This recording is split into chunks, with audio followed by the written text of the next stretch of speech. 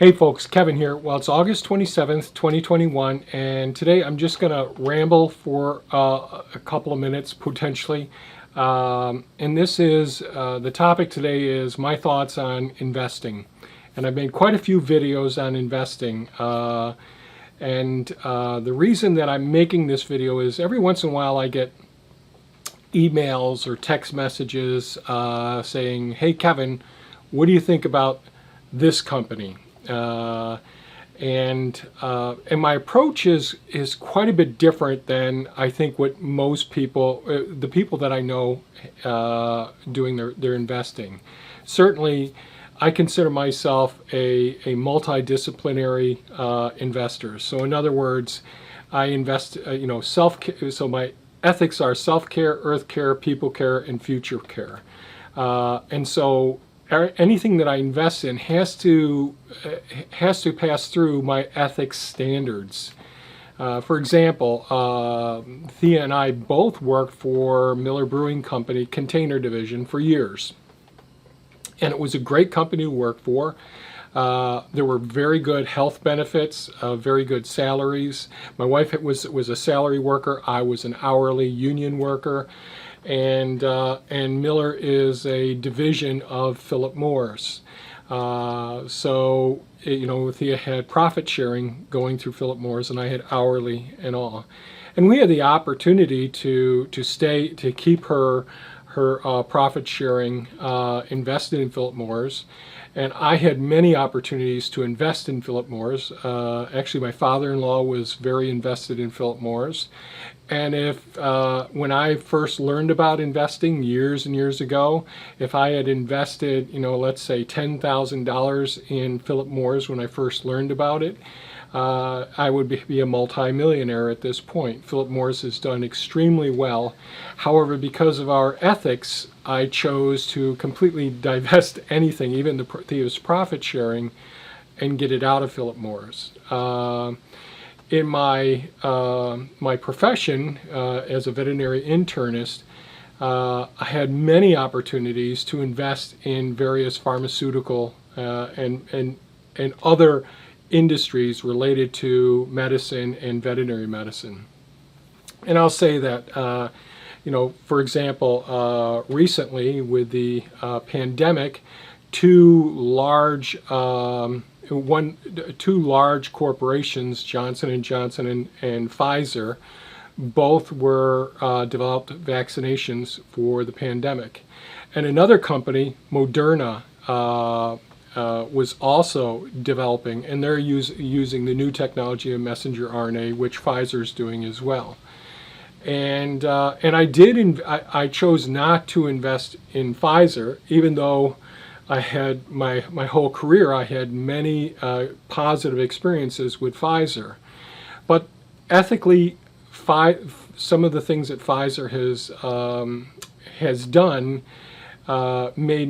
gave me one big tick mark to say, no, I don't think I want to invest in Pfizer. The other reason why I didn't invest in Pfizer is that Pfizer is a very large corporation, and the impact of this new messenger RNA technology would have a minimal impact on an investment, because it's such a large corporation, and the vaccination really had a small impact. So Pfizer did go up in value, but not that much. I had been studying Moderna because of my interest in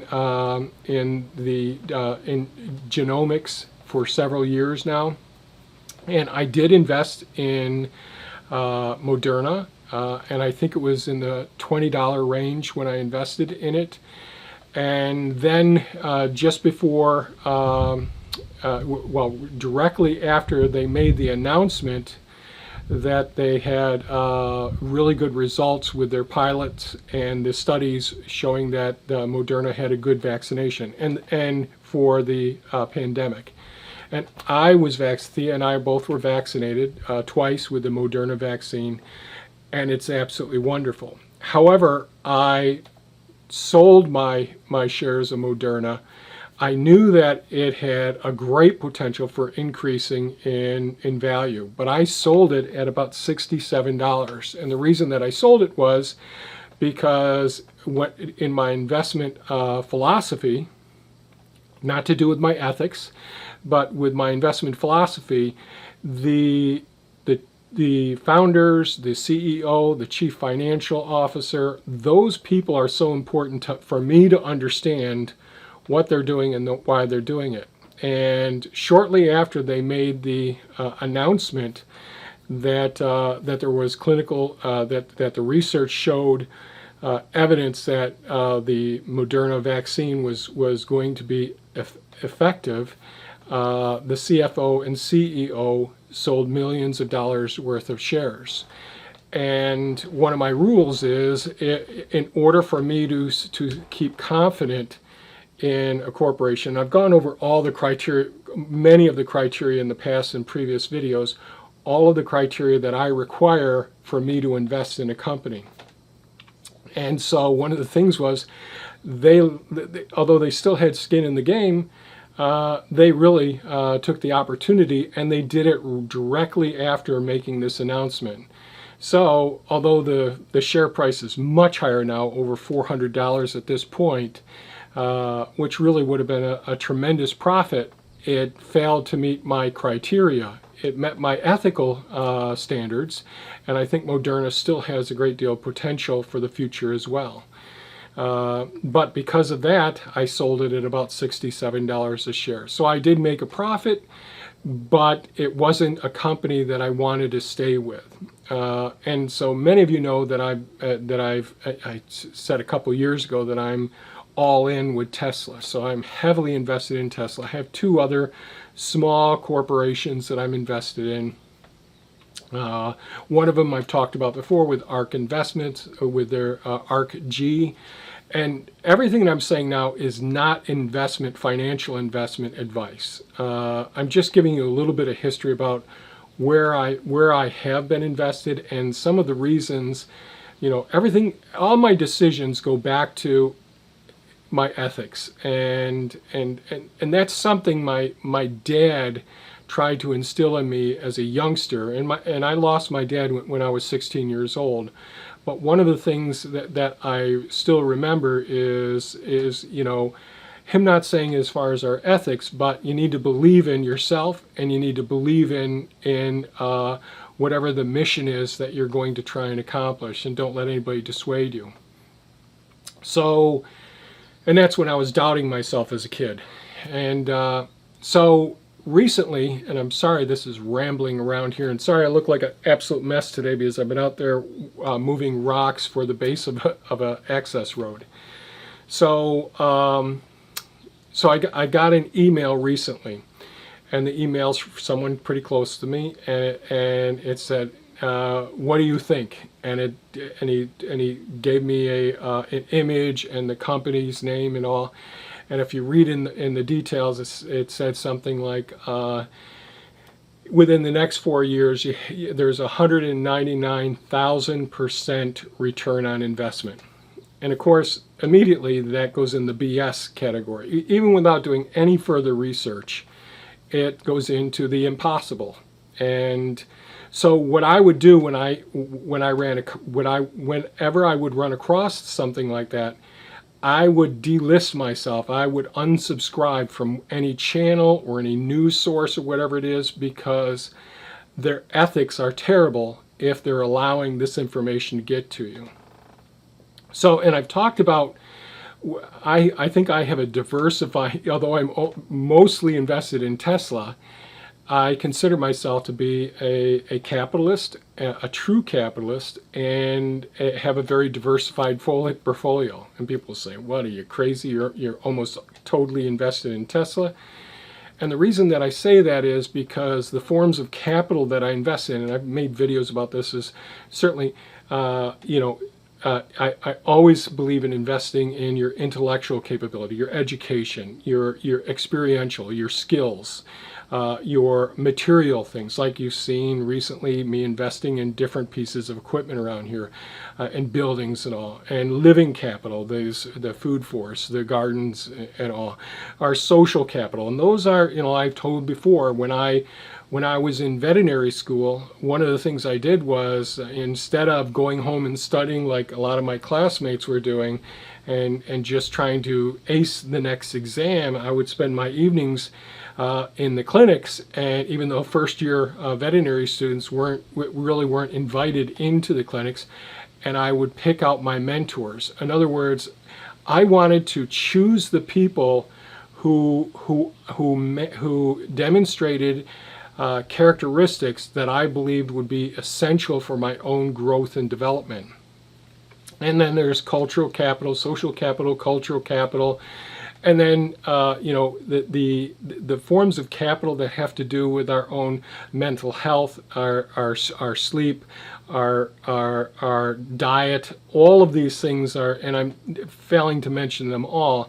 These are all things that I believe in order for me to achieve my goal every day. And my goal every day is to potentially tomorrow wake up and be a better version of myself than I am today. And that's my goal every single day. And I'm not always successful, but I'm always looking at, where do I have to invest? Where I know that every day of my life I'm totally imperfect and I make mistakes. And to recognize, to reflect on, what are those mistakes and how can I improve? And I know from experiences, when I've talked to some of the people who send me messages, text messages or email messages, asking my opinion on whether it's a clinical case, or whether it's where to invest, or do you think this is a good truck to invest in, whatever it may be. As I get these questions at different times, one of the things I try to get people to understand is you need to invest in yourself. You need to identify what your own ethics are, and make sure that everything that you invest in, your time, your energy, your money, that it meets your ethical standards or exceeds them and gives you new opportunities for growth. And if you don't understand something, don't reach out blindly unless you've built a social network. And what I mean by a social network, it's been said many times that the results of your own career and development, the person you become ultimately, is the result of the 5 people that you're closest to, the people that you spend the most time with. And so I gave the story of when I was a first-year veterinary student. One of the things I did do was, instead of going home and studying and cranking like as much as everyone else did, what I did do is I spent a lot of time in the clinics trying to identify those people. And then once I did identify a potential mentor for me for my career, I would try to study everything about them and see how they approach things, what were the resources that they went to get answers. It wasn't that I see someone and I idolize them and I thought that there were, a god in a certain area. I would try to see, well, what made them become this way? What resources did they utilize to develop the clinician or whatever it is that they were? When we built the stone wall in our house, I didn't know how to do that masonry work and all. I hired an Italian gentleman whose parents and grandparents were stone masons and taking field stones and veneering them so that they could create beautiful lifelong masonry artwork and all. And so I'm always strategic about finding the resource, the expertise in an area that helps me, and not just trying to find a resource that I potentially can count on. Like, I'm a long-term investor. So it took me years of investigating Tesla before I put my own money in it. And because my own money, for the most part, all of my funds I use for buying equipment, buying building materials, building this place, investing in digging ponds and developing this land, because it wasn't anything like it looks like now. So most of my money was geared towards building material and living capital. And certainly in my education, it was intellectual capital, and as a clinician, experiential, developing the skills as well. And then the skills building things and gardening and all. So I would always try to find the resources, those skills and people that really helped me to develop these skills, and realizing I would make mistakes all along the way. Everything that I've done, I can find better ways of doing it after going through the process a couple of times. So I'm not afraid of fear, pain, and failure. I look at fear as that gray, hazy area that I always feel better once I get through the fear and get on the other side. It's a sense of accomplishment. Pain, yes, there's emotional pain. You can feel like an idiot at times when you do things, or you lose a peach tree to brown rot, or you invest in something that ends up being a real loser and all, or you create physical pain. I want to learn through that whole process. And failure, I look at as stepping stones. It gives me an opportunity to reflect, reanalyze and all, and look at things. And it's none of those things are pleasant. But by looking beyond those aspects, those fear, pain, and failure, I'm able to grow as a person and hopefully learn from those experiences, and again, try to achieve that ultimate goal of being a better, creating a better version of myself tomorrow than what I am today. And these are baby steps, so it takes me a long time to get to the point, and I may never get to the point where I ultimately want to be. So, and I know this is rambling around here some, but I wanted to share my thoughts with this. So, like one of the people the person who sent me the email there, I know he's told me before, oh, you're so smart, Kevin, and I don't have the education, I don't know what to do with these situations, so I look to people like you and all. And what I would say is, instead of, if you find somebody who's very knowledgeable in an area, instead of coming up and throwing ideas at them and saying, hey, what do you think of this? It's like me going to, the number one neurologist in the world, or the number one, liver specialist, saying, hey, what do you think of this idea with an email or something that I got?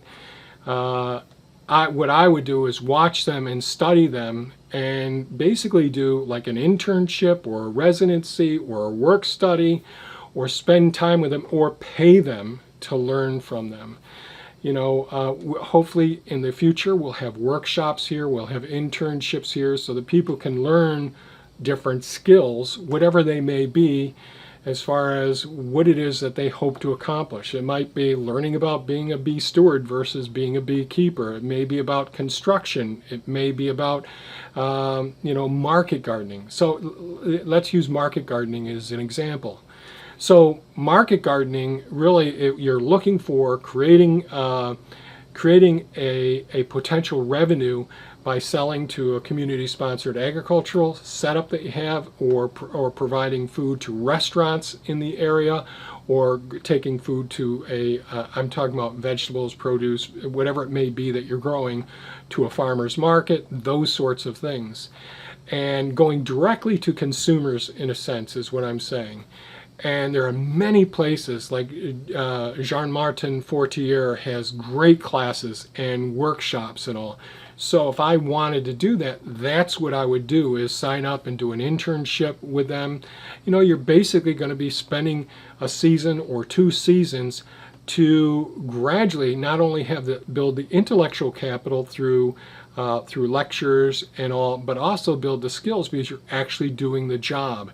You're actually learning how they set up the markets, how they actually sow the seeds, how they build the soil and all of those sorts of things. So that's how I would approach it, as opposed to just throwing an idea and say, hey, JM, can you tell me what you think about growing this type of carrot in this type of soil? Well, that's a waste of JM's time. And I'm just using this as an example. So, the first thing I do, like I mentioned with the email that I got, I looked at it and said, well, 199,000% return on investment within 4 years. That's like saying the Earth is going to end tomorrow. 100% certain that Earth's going to end tomorrow. And this is a challenging time that we're living in right now, because all of the sensationalism and clickbait that's out there, and trying to capture your attention because we're getting money reimbursement through advertisements, or through you spending time watching me on YouTube or watching MSNBC or Fox or whatever it is. That's what's happening now. There's so much clickbait and sensationalism. An example would be right now, the National Highway Traffic and Safety Organization is investigating Tesla for, quote, their autopilot, and that some people don't realize that it's not, the car isn't just completely driving like a robot all on its own. Well, it is, in a sense, a mobile robot that is using artificial intelligence when it's in autopilot or in full self-driving. But there's all the disclaimers that say you must be in control at all times and you must do these things. Just like you should be wearing your seatbelt. So if you don't use your seatbelt, then you say, well, the auto manufacturer is bad.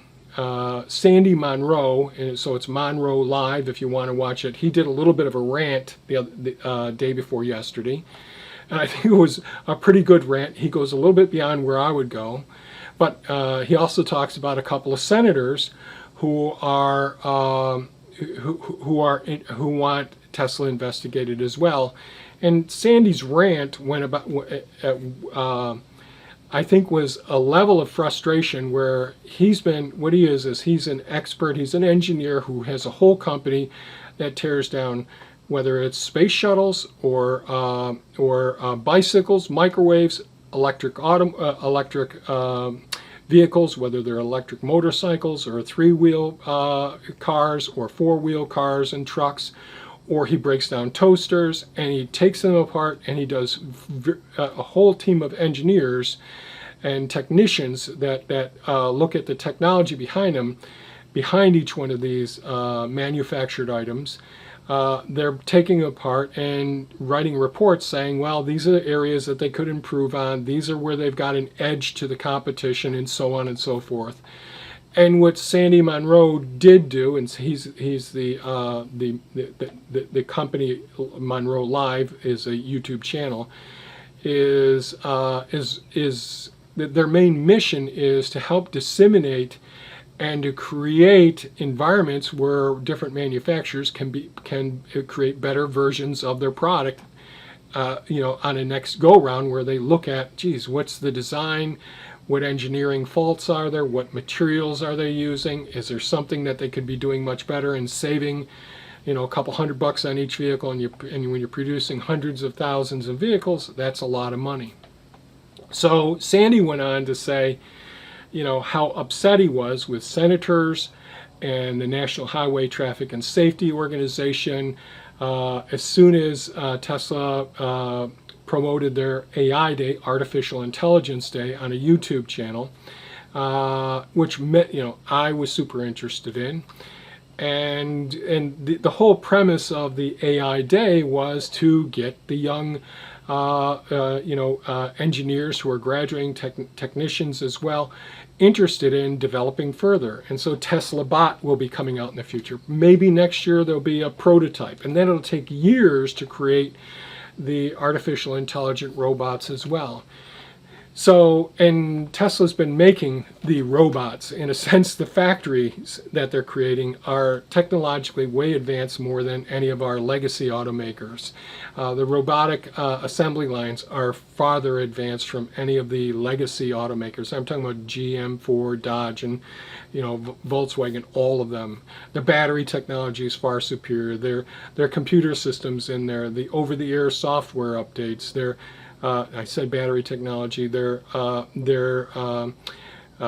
mega casting systems. There's just so many areas that their vehicles are superior to any other of the manufacturers at this point, and that's one of the reasons I believe that Tesla is going to really continue to do better and better. And their role in creating Dojo, which is an artificial intelligence supercomputer system, and they're now creating Tesla robots, or they will be in the future, and they're recruiting people. So all of these days that they have, whether it's a battery day or AI day or any of their big days, they are recruiting events to try and get the very best talent. So if you look up on YouTube or on the web, on Google, you can see the engineers where the top graduates want to be. It's either SpaceX or Tesla every day. Now, certainly a lot of them want to go to Google, some want to go to Facebook and all. But the reason is because they can learn so much. So your recent graduate, one of the things as a clinician, I wanted to be exposed to the very best. After choosing to find my mentors during my veterinary education, then I wanted to have an internship program where I could have new mentors that would give me a different perspective, and I really was successful. Then I came back and was a clinician around other mentors, and so I did the emergency critical care at Cornell. And then I did my residency where I got to expand my knowledge base as well, actually in the clinics running part of the process. So, it's one of the things, always trying to surround yourself with people who are knowledgeable in the area that you're interested in. Now that I've said all this, all of us are experts in some area. Even if, even if you think you're just a homemaker taking care of the kids, one of the most important jobs that there are. Well, maybe you're doing shopping and you're getting experiences. And Peter Lynch has written a couple of books. I'll try to remember to put a couple of the books that I think are so important in the description below for this video. But like Peter Lynch, Peter Thiel, which I've talked about 0 to 1, that video before. And I've talked about the innovation technologies that are really going to change this next couple of decades. I mean, already things are changing rapidly with technology. But it's so easy to get distracted by all of the news media, the market analysts, and all the YouTube videos and the sensationalism, the clickbait that's out there to stimulate you, to captivate your attention and potentially lead you astray. And, so for example, one of the things that Sandy Munro talked about in his rant, and I do recommend going to Munro Live and look at Sandy's rant, he talked about, in 2018, internal combustion engines, so ICE cars, ICE, there was over 212,500 fires in internal combustion vehicles in 2018. I think it was like 500 people died in there. And over the years, there's been 11 accidents where Tesla vehicles, supposedly on autopilot, smashed into emergency vehicles, whether it's an ambulance, a fire truck, whatever it may be. But if you look at the data, and that's the thing is, if you watch the news, you can think this is really something, or you watch the analysts talk on different shows and all, they'll always bring up these obscure things that happen, but never do a comparative analysis with the reality of what's going on with the legacy automakers. And a lot of this has to do with their funding. So, the news media and all, and the market analysts, a lot of them have skin in the game with these other companies. Certainly, our senators and congressmen, they get big boosts financially. They get I don't want to call them kickbacks, but they're getting donations to their political careers as a result of seeing them in good light. So my thoughts are, if you don't feel comfortable in an area, find a people, surround yourself with 5 people that are really knowledgeable with financing and all that, and investing. And these are people that have proven to be very, very successful. You don't want to just go by some advertisement and all. You want to know how they're doing. And it's evident. There's a lot of people deeply in debt that have a Ferrari in their front yard and don't have. Okay, the video just ended on me abruptly because I've gone too long. So my point is, find yourself people that you believe can help you develop the skills and abilities. Peter Lynch would use examples like it could be his wife with, I think it was Legs, which was produced by Hayes or Hanes pantyhose, and they were a big hit. And how did he find out? His wife said, bought him at the store. She was wearing them and all. It could have been back in the year that Blockbuster was the place that was going. And so you can find out by driving by. Like if you drive by on the way to work, you might see lines of vehicles outside of the donut shop. You can see that a new product is, everybody's taking it off the shelves like crazy. That's the beginning. Then you do the research on, well, who's the manufacturer? How much debt do they have? Who are the key people? And I've gone over all this before when I talked about Peter Thiel's 0 to 1. And probably this winter I'll make some more videos about the steps that I go through to try and see, is this a company that I really want to invest in?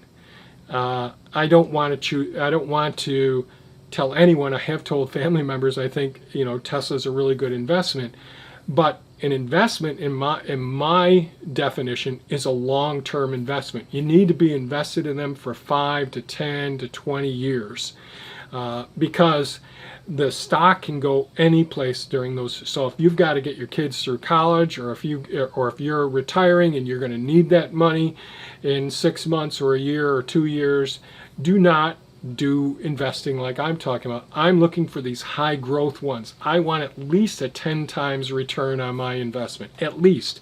I want at least a 10-fold increase on my investment in Tesla in the next 10 to 15 years. And I believe it's possible. I believe it's probable. But that's me. Do not take this as investment advice for yourself. Make sure you're not using money that you're going to need. This is money that you need to be prepared to lose if you're going to do this. I am not a trader. I'm not someone who's looking to buy low and sell high in the next couple of weeks, next couple of months. That's not my cup of tea. That's gambling. It's like buying lottery tickets and hoping to hit the 300, the mega, whatever it is, the mega bucks and all. So I just thought I'd give this. So if all of us can be experts in different areas. There's things that your hobbies, your daily activities, things that you do. It may be, you buy things from Amazon all the time. You're looking for products that are really kicking up and all. So all of us can find those ways. It may be the new store that's around there, and they seem to be doing like crazy. And then you can do some research. Well, they're also in Chicago, and they're in Idaho and all. So they're in rural areas or in city areas. They seem to be successful. Then learn to do the research as well. And there's many people out there all around. Everybody should get to know people who are regularly investing in themselves. Remember, I invested in myself by all of those forms of capital that I already mentioned. Intellectual capital, experiential capital, social capital, cultural capital, material capital, living cultural, the microbiome, all of these things, there are just so many areas that I think are important for us to invest in. So without going on any further, since this video has been far too long, I thought I'd just say this based on getting these emails and text messages. All of us can be successful investing. I think that the days are ending when our ability to retire based on what we've earned over the years are coming to an end. I think we all need to learn to invest. America is a capitalistic country, and I'm talking about financial capitalism, and we need to realize that and be ready to invest wisely. And therefore, we need to learn how to do it. We need to develop social groups where we can learn together. And the same thing, if you want to be a gardener, a farmer, a seamstress, whatever it may be, find the people who can help to teach you. There's many good resources on YouTube, but don't fall victim for the sensationalism and the clickbait. Well, if you found this video of value, please give me a thumb up. Let me know what you think about this video in the comments below. I know this is another long-winded one, but I do appreciate your attention and your continued support of our channel. Thanks so much for watching, folks, and have a great day. Bye-bye now.